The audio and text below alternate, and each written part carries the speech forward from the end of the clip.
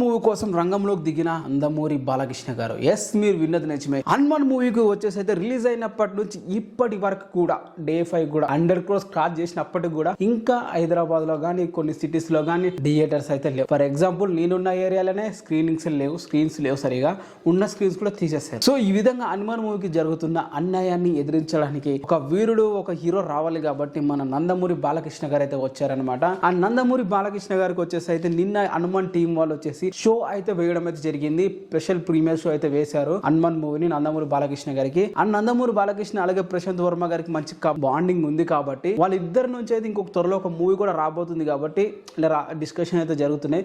So ఆ భాగంలోనే movie screening అయితే చేశారు. ఆ నల్లగా పాటు ఈ మూవీకి జరుగుతున్న అన్యాయం గురించి ప్రశాంత్ వర్మ గారు చెప్పే ఉంటారు అయితే నేను అనుకుంటున్నాను. ఎందుకు టాక్ ఆఫ్ ద టౌన్ ఇప్పుడు ఇండస్ట్రీలో జరుగుతున్న ఏదైనా మూవీ అంటే హనుమాన్ అని చెప్పాలి. చాలా తక్కువ స్క్రీన్ లో రిలీజ్ అయిన, చాలా తక్కువ. హైదరాబాద్ లో చూసుకుంటే అసలు 96 సింగిల్ స్క్రీన్లు ఉంటే ఒక్క స్క్రీన్ కూడా ఇవ్వలేదు. దాదాపు 6 స్క్రీన్లు అయితే ఇచ్చారు. 6 స్క్రీన్లో కూడా అన్ని డమ్మీ స్క్రీన్లు అయితే ఇవ్వడం అయితే జరిగింది. అండ్ వరంగల్ లాంటి ఏరియాలో ఒక ఫేమస్ ఉన్న థియేటర్లో అగ్రిమెంట్ చేసుకునే థియేటర్లో కూడా అగ్రిమెంట్ క్యాన్సిల్ చేసుకుని మరి మూవీని అయితే తీసేసి బ్యానర్ అయితే కింద అయితే కట్అవుట్ ని కింద పడేయడం అయితే జరిగింది. అండ్ ఇన్ని జరిగిన తర్వాత కూడా మూవీకి ఎవరో ఎన్నుకుంటే చేస్తున్నారు అని మన అందరికైతే కన్ఫర్మ్ అయితే ఉంది. బట్ ఎవరి పేరు చెప్పుకోలేము. ఎందుకు బాలకృష్ణ గారు దీని టాపిక్ మీద గట్టిగా మాట్లాడే అవకాశం ఉంది. దాని ఒక ప్రెస్ కాన్ఫరెన్స్ లాగా ఏదో ఒకటి పెట్టయితే అవకాశం అయితే ఉందని చెప్పి వినిపిస్తున్న న్యూస్ అనమాట. ఇది ఎంతవరకు జరుగుతుందో లేదో తెలియదు. బట్ హనుమాన్ టీం కి అయితే బాలకృష్ణ అండగా ఉన్నాడని చెప్పి అయితే వాళ్ళైతే చాలా సంతోషంగా ఉన్నారు. ఫీజు పెరిగేలా నేను చూసుకుంటానని చెప్పి నందమూరి బాలకృష్ణ గారు చెప్పడం జరిగిందంట. మన మీద మళ్ళీ రిలీజ్ అయితే మళ్ళీ స్క్రీనింగ్ అయితే పెంచుదాం అయితే వాళ్ళకైతే ధైర్యం ఇచ్చి మాట ఇవ్వడం జరిగింది.